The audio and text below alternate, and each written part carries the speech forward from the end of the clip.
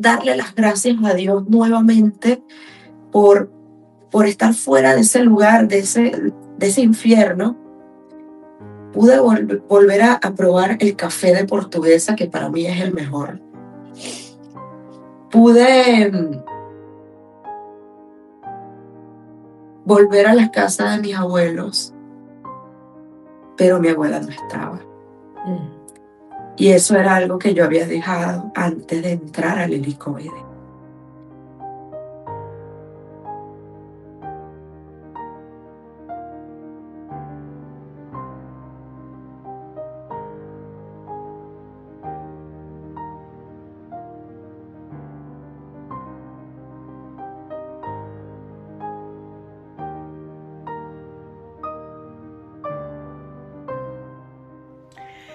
A veces la historia se escribe con grandes titulares, pero la verdad se guarda en los detalles de quienes resisten. Bienvenidos a Inquebrantables, un espacio para dejar a un lado los cargos, las consignas, etiquetas o roles. Aquí nos estamos encontrando con el ser humano que sobrevivió, que se sobrepuso al aislamiento. No estamos aquí para hablar de muros, sino de puentes, los puentes que el alma construye para no romperse. Mi nombre es Mariana Tencio, soy periodista, autora y conferencista venezolana y bienvenidos a nuestro programa. Hoy nos acompaña una mujer que encarna la palabra inquebrantable, que representa el coraje, la dignidad. María Oropeza. María, tu valentía quedó grabada en la memoria de todo un país, cuando de verdad con una calma asombrosa decidiste mostrarle al mundo tu propia vulnerabilidad. María Oropeza, desde tu amada Portuguesa hasta el momento que, como todos vimos, forzaron la puerta de tu casa para llevarte, nos diste una lección de lo que significa la dignidad frente a la fuerza. Y hoy, lejos de esos videos de angustia, más cerca de tu madre, nos regalas el testimonio de una mujer que no se dejó quebrar. Así que bienvenida, es un privilegio escuchar esa voz que ellos no pudieron silenciar. Muchísimas gracias, Mariana, y a todo el equipo de Inquebrantable por la oportunidad de poder expresarme nuevamente después de más de 551 días de cautiverio. 551 días. Cuando cierras los ojos, María, y quiero que hagas este ejercicio conmigo, cierra los ojos y vuelve como a ese último momento de cotidianidad, de normalidad antes de que forzaron la puerta de tu casa y que además lo compartiste por live stream y salió reportado en el mundo entero. ¿Qué fue lo último de la cotidianidad que recuerdas, de la cotidianidad? O sea, ¿hay algo, el café que uno dejó montado en la casa o lo que ibas a hacer el día después? ¿Qué recuerdas de ese momento antes de que forzaron la puerta? Bueno, recuerdo que yo tenía en esos días, quería como tratar de tomar unas vitaminas, porque yo creía que venía, digamos, me estaba preparando para los próximos días, porque teníamos que prepararnos para cobrar las elecciones. Así que salí a la farmacia ese día, y todo fue así como muy rápido, porque ya decían que había muchas persecuciones. Y recuerdo que en el mesón de la cocina del apartamento, era un apartamento muy pequeño, pero en el mesón dejé allí unas pastillas que eran vitaminas que me habían recomendado. Lo que quiero decir con esto es que tenía muchos planes. Ya yo estaba haciendo mi rutina de los próximos días, pero resulta que a partir de ese 6 de agosto, a las 8:30 de la noche aproximadamente, mi vida cambió totalmente, sin yo ni siquiera imaginarlo, sin saber lo que venía después, ni siquiera imaginarme por cuánto tiempo venía todo eso. Y las vitaminas son emblemáticas, ¿no? Porque estabas justamente preparando tu cuerpo, fortaleciéndolo para la lucha que venía y quizás no imaginaste que iba a ser una lucha de 551 días tras las rejas. Cuando finalmente te montan en la patrulla y te llevan, María, ¿a qué te aferraste? ¿Recuerdas a una imagen, algo que hiciste para sobrellevar ese momento de angustia? Sí, como siempre me he aferrado a Dios y a la Virgen de Coromoto.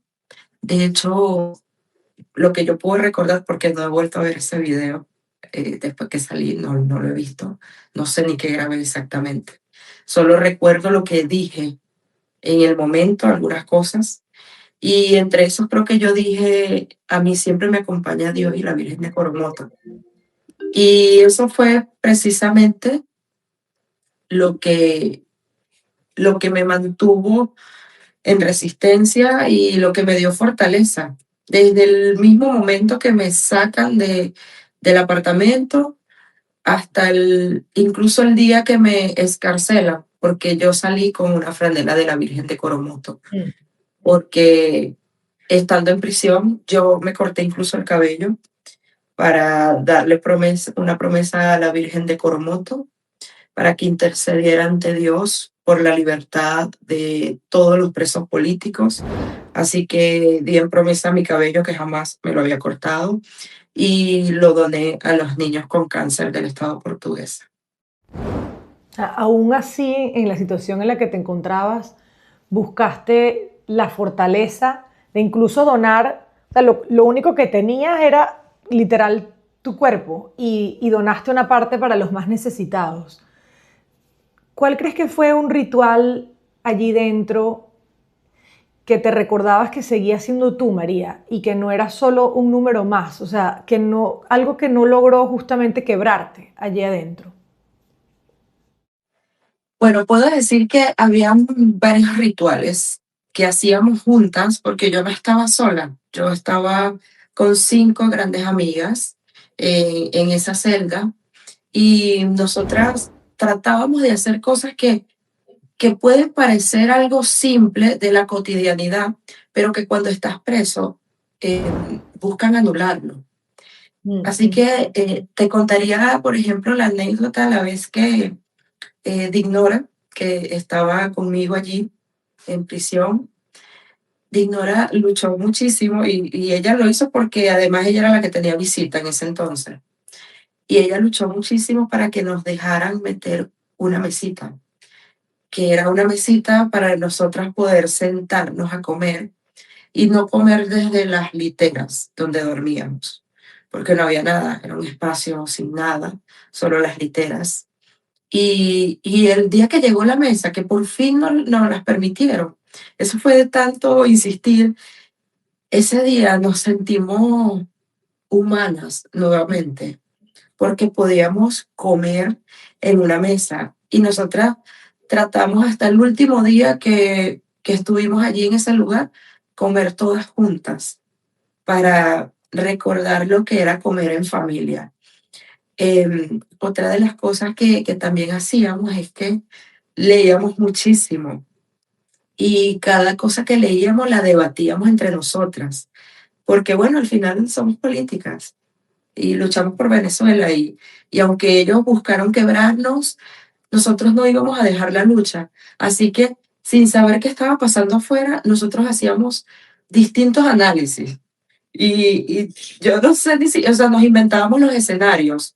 Entonces, cada escenario, cada una daba su análisis, debatíamos, decíamos, esto va a ser así, esto puede que sea así, y entre nosotras, no, yo no creo que sea así, pero esto nos mantenía como que nos hacía creer que seguíamos siendo parte de la lucha, porque el régimen busca encarcelarnos para silenciarnos y sacarnos del juego, pero nosotras todos los días estábamos de manera insistente, eh, muy tercas, diciendo, no nos van a sacar del juego, nosotras seguimos siendo parte de la lucha. Y así no solo debatíamos entre nosotras, sino que además ellos trataban, incluso una de las formas de quebrar era aislarnos, porque decían que nosotras a cualquiera convencíamos, porque éramos muy insistentes, de hablar de Venezuela, de hablar de lo que estábamos haciendo y de lo importante que era vivir en libertad a pesar de unos barrotes.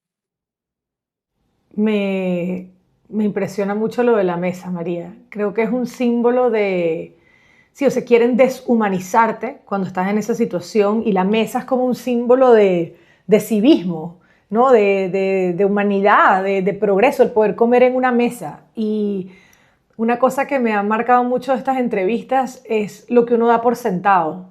Todos los días tienes una mesa donde comer. Y ahora yo nunca veré una mesa igual después de eso que compartiste.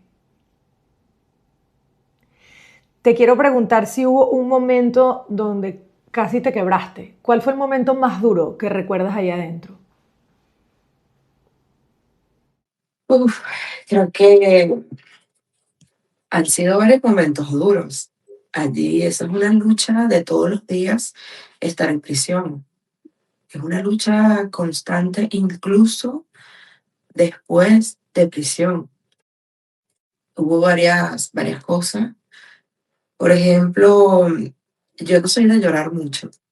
No quiere decir que algo no me duela, pero yo lloraba mucho cuando pensaba en mi hermanita Luisani, que ella se fue del país hace ya 4 años, más de 4 años, y yo trataba de escribirle todos los días a Luisaini: buenos días, Chani, ¿cómo estás? ¿Qué haces? Trataba de mantener una comunicación para que ella supiera que aunque estuviera fuera de Venezuela, ella no era olvidada y que sus raíces seguían aquí y que yo iba a acompañarla siempre, como sea. Pero yo pasé más de 10 meses sin poder escuchar la voz de Luisandi y sin que ella pudiera escucharme. Y un día mi mamá me dijo, me permitieron meter una carta de Luisandi. Nunca me permitieron carta, pero me permitieron. Y bueno, fue a los 4 meses, mi mamá la llevó un día y al mes fue que les dio la gana de mostrarme la carta, porque la carta la tienen ellos y ellos solo te permiten leerla y luego la tienes que devolver, ¿no? Así que ese día cuando leí la carta por supuesto no puede tener, ni ellos la filtran, tiene que ser algo netamente familiar, pues. Y, y yo me eché a llorar. Mm. Yo lloré muchísimo, muchísimo. Y lloré delante de ellos, no que le lloré a ellos, sino que lloré delante de ellos, porque dije, cónchale, Luisa Inés, mi hermana menor, por 8 años. Ella en ese momento tenía 22 años, estaba fuera del país, con una hermana presa, con una mamá angustiada, y ella ahora tenía esa gran responsabilidad de darle ánimos a mi mamá, de hacerse cargo de mí, de ella, y encima de buscar la manera de comunicarse conmigo a través de una carta para decirme, estoy contigo y siempre voy a ir a ti. Es lo que recuerdo de la carta. Ay, María, gracias por compartir eso. Yo soy muy cercana a mi hermana también y ponerme en tu situación, y yo creo que cualquier venezolano, los que están con nosotros, los que ya no están, los que hemos pasado por todo esto, a veces uno lo primero que se preocupa es algo mucho más grande que uno, son los demás que sufren por las decisiones que uno tomó de alzar la voz, pero siempre termina valiendo la pena. Cuéntame de ese momento cuando te dijeron que finalmente ibas a salir en libertad. ¿Te lo esperabas? ¿Qué recuerdas de ese anuncio? Bueno, ese día yo tenía visita, tenía más de un mes sin ver a mi mamá. Mi mamá vive, al igual que yo, en Portuguesa, y de Guanare a Caracas son 6 horas aproximadamente. Y mis visitas eran solo cada 15 días. Yo solo tenía 2 visitas al mes. Entonces, bueno, mi mamá si se pelaba una visita tenía que esperar a los 15 días. Entonces, bueno, tenía como un mes sin ver a mi mamá y ella me insistió que quería ir y yo a veces no quería que ella fuera porque yo sentía que era un viaje tan largo para un encuentro tan corto y luego queda ese sinsabor de que, bueno, se fue tu familiar y no te pudiste ir con ellos. Entonces yo a veces prefería hasta evitarlas. Em, pero ese día se dio y, y yo me levanté temprano para alistarme, para siempre trato de maquillarme, siempre que puedo, porque ellos me decían que no, yo igual siempre trataba de maquillarme y quería estar, siempre trato de estar bonita para ella, para mi mamá, para que ella me vea fuerte, ella me vea en resistencia siempre. Y, y bueno, me alisté. Todos los días yo pensaba, Mariana, que iba a estar en libertad. O sea, eso es lo que piensan todos los presos políticos. Yo me atrevo a hablar por la gran mayoría porque con los que he podido hablar allí dentro y después siempre coincidíamos en eso. Todos los días, esa es la esperanza además. Entonces, pero ese día no lo pensé, no pensé en la libertad. Yo pensé que iba a ser una visita más. Y, y bueno, estaba contenta porque iba mi mamá, pero para mí era una visita más. Luego llegaron al lugar porque se rompieron todos los protocolos. A mí siempre me decían, no, a ti te buscan los custodios y te llevan a la oficina del director y el director te dice que estás en libertad. Habla contigo y te da, y lo mío no fue así. O sea, yo estaba en el espacio de visita y el director entró hasta el espacio de visita, le dijo a mi mamá, ¿ustedes viajan hoy a Portuguesa? Y ella le dijo, no, viajamos mañana por el favor de Dios. Y él me dijo, sin más, me dijo, María, ¿te vas con ellas? Y yo le dije, ¿qué? O sea, yo quedé fuera de base totalmente. Sí, te vas con ella, ven para que te hagan un chequeo rápido. Y bueno, ese momento yo estaba un poco en shock. O sea, yo no sabía Claro. que si era de verdad o si me estaban mamando gallos. O sea, ¿por qué? Porque bueno, no sé.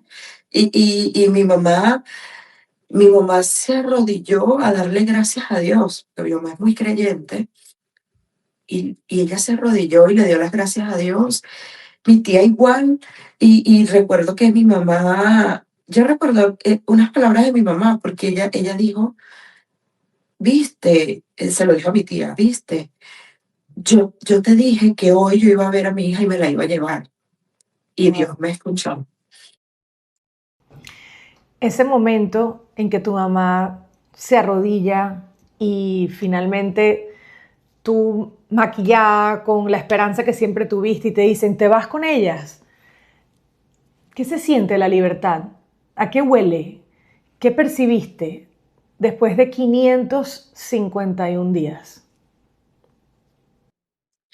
Bueno, yo voy a decir algo bueno, puede sonar paradójico, pero todo es mejor que estar fuera de esas mazmorras. Pero yo no me siento en libertad plena, porque tengo por un lado la felicidad de que pude volver a mi estado, que lo amo con todo mi corazón.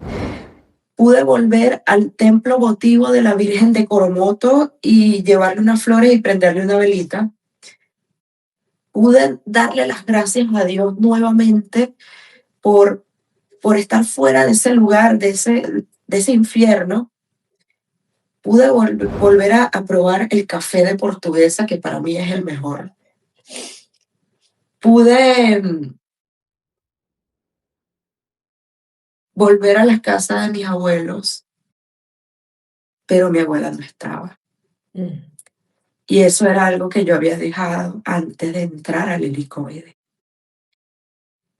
Y pude recordar además, porque es como que aterrizas en medio de esa felicidad que tienes, por supuesto, de reencontrarte con tu ser querido, de que quedaron muchas amigas y muchos amigos encerrados injustamente. Algunos visibles, y con la esperanza de que la presión puede ayudar a que ellos puedan salir, pero algunas no visibles y con una gran incertidumbre si los presos políticos invisibles también tendrán la oportunidad de salir algún día de ese lugar. Entonces, yo no me siento en libertad plena, pero debo decir que el contacto nuevamente con mi familia, con mis seres queridos y con mis raíces portugueseñas, sin duda me dan más ánimo para poder seguir haciendo lo que hago, que es luchar por Venezuela. ¿Te esperabas, María, el recibimiento que tuviste, la acogida que tuviste en Portuguesa? Eso fue apoteósico. No, no me lo esperaba, no me lo esperaba y debo contar que, bueno, yo antes de, sí me habían dicho, María, el equipo te va a recibir en la entrada de Guanán. Me habían dicho eso, pero bueno, tú sabes, yo ni siquiera tenía teléfono, no tenía nada, no sabía nada, y yo solo sabía lo que me decían las personas que iban conmigo, o sea, unos amigos que me fueron a buscar y mi familia. Pero yo lo primero que quería hacer era ir al cementerio a llevarle flores a mi abuela y luego ir al templo votivo a prenderle una velita a la Virgen de Coromoto. Y bueno, luego entraba a Guanare. Entonces hice eso, pero cuando estaba llegando al templo votivo, que para los guanareños es algo muy, muy simbólico, muy especial, muy espiritual, y yo veo a tanta gente allí esperando, con banderas, con pancartas, con flores. Estaba toda mi familia, que además, debo decir que los europeos somos muchísimos, entonces la mitad eran infinidad de familia, la otra mitad eran amigos, compañeros y hasta personas que no conocía. Y yo me quedé como 10 minutos en el carro sin bajarme. Y no me pude bajar. Y recuerdo que ahí estaba mi amigo David, que es un gran amigo de toda la vida. Y yo le dije, David, no me puedo bajar. No me puedo bajar porque yo pensé que, o sea, yo en mi corazón sabía que algún día iba a llegar este momento. Pero no sabía que, o sea, yo no quiero que piensen que salí malo. Ese era lo paradójico. Entonces no quiero que me vean llorando, pero para mí esto es muy emocionante porque lo soñé muchas veces, muchas veces. Se lo pidió a Dios muchas veces volver nuevamente a mi Guanare. Y ahora que me está cumpliendo este milagro, porque para mí haber salido de allí es un milagro, ahora no sé qué hacer. Y él me dijo, María, tranquila, llora todo lo que quieras. Llora todo lo que quieras y bájate cuando tú te sientas segura. Y bueno, allí me bajé, abracé a las personas. Y cuando llegué a Guanare, a la entrada como tal de Guanare a la ciudad, wow, eso fue recordar muchas cosas, porque allí dentro te dicen que tú eres culpable, que te dejaron solo, que nadie va a pelear por ti, que, que eres un terrorista. Y cuando entro a Guanare, a mi ciudad natal, a mi portuguesa, y veo tantas y tantas personas, y yo decía, wow, o sea, yo no creo que así se reciban a los terroristas. Por eso yo amo tanto mi estado y les agradezco tanto. Ese día, María, fuiste luz para el Estado portuguesa, para todo el país y para los venezolanos que estamos fuera. Ese día tú nos demostraste lo que es verdaderamente ser inquebrantable y yo te quiero agradecer de parte de todos los venezolanos por tu lucha, por no haberte quebrado. Antes de terminar, quiero preguntarte por tu hermanita. ¿Lograste hablar con ella en persona? Cuéntanos de Luis Agne. Tengo mucho, mucho que decir de Luis Aine. Y creo que es una de las pocas personas que me hace llorar muchísimo. Teníamos miedo de que pudiera pasar algo y María decidió que lo mejor era que yo me fuera de Venezuela antes de que todo se pusiera aún peor de lo que ya estaba. A veces y le decía, ¿por qué haces todo esto? Y era como, pues lo estoy haciendo por ti, para que puedas volver a casa y puedas vivir tu juventud acá. Estoy en una entrevista, ¿puedes decirlo? Claro, escarcelada mi hija.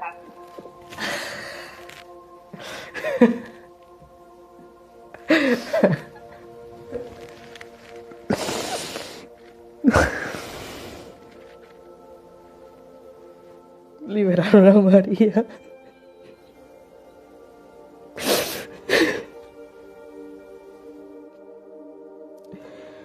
Ay, María, el tanto que yo le he pedido a Dios esto, de verdad. Quiero ver si me pueden pasar a María. Mira, eres libre por fin. ¡Charlie, por fin te estoy llamando en libertad, Charlie! Estoy en una entrevista. ¡Ay, estás en una entrevista! Saluda a todos. ¡Hola! Aquí estoy aguantando las ganas de llorar. Estoy súper emocionada, muy emocionada y bueno. Y estoy contigo siempre en todo, tú lo sabes. Hasta el Gracias, final. gracias, Charlie. Hasta el final. Hasta el final. Porque yo le decía a mis amigas en prisión, a mis compañeras, yo les decía, tienen que conocer a mi hermanita Luisaini. Porque mi hermanita Luisaini es todo lo opuesto a mí. Es una persona operativa, resuelve. Mi hermanita Luisaini aprendió a manejar sola, fuera de un país, y yo ni siquiera sé manejar, o sea, para que sepan cómo es ella echada para adelante, pero al mismo tiempo es tan noble. Tenemos un dicho, porque yo digo, ella se endeuda para ayudar a los demás. Ella es maravillosa, se lo decía mucho, porque es lo que yo creo. Y no porque sea mi hermana, es que cualquiera que conozca a Luisaini sabe que ella es así. Y cuando pude volver a hablar con ella, pero esta vez en libertad, yo volví a vivir. Yo volví a vivir. Yo le dije, Charlie, gracias. Gracias por acompañarme en este proceso. Porque incluso en un momento muy duro donde yo le dije, me siento muy mal porque en medio de este proceso, yo no estuve con mi mamá cuando falleció mi abuela. Y yo no sé si yo me puedo perdonar eso. Y ella me animó nuevamente y me dijo, no lo pienses así, porque la abuela se fue antes para fastidiar a Dios para que te liberaran y lo logró. Entonces, esa es Luisa Aini, con un gran sentido del humor, eh, con una nobleza, un corazón tan grande, infinito y con tanto amor por dar. Por eso, a ella, a mis hermanos, yo les agradezco muchísimo y me siento bendecida de que sean parte de mi vida. Gracias, María, por eso. Yo tengo una Luisagne que se llama Graciela, que es mi hermana y un día nos vamos a juntar las cuatro. Yo sé que sí. Gracias por compartirnos tu corazón, tu familia, tus recuerdos y ese futuro que está por vivir. Yo de esta conversación me llevo los planes, las vitaminas, el maquillaje, la mesa del comedor, la amistad, la hermandad y sobre todo la dignidad, que fue algo que nunca te pudieron arrebatar. Gracias por tu tiempo hoy. Gracias, Mariana. Gracias a todo el equipo de Inquebrantables por lo que están haciendo, porque sé que debemos dejar testimonios, debemos escribir la nueva historia de Venezuela, pero lo haremos no desde el victimismo, sino desde la dignidad, desde la sobrevivencia. Gracias, María Oropesa. Gracias por demostrarnos que ser inquebrantable no significa no tener miedo, sino actuar con la cabeza en alto a pesar de él. Gracias por acompañarnos a ti que nos ves en este viaje al corazón de la resiliencia. Como dijo María, es una historia que nos pertenece a todos, esta. Y si esta historia ha resonado en ti, si esta entrevista te conmovió, te invito a que te suscribas a nuestro canal de YouTube y por supuesto a que actives en la campanita las notificaciones. Yo soy Mariana Atencio y los espero en el próximo episodio de Inquebrantables.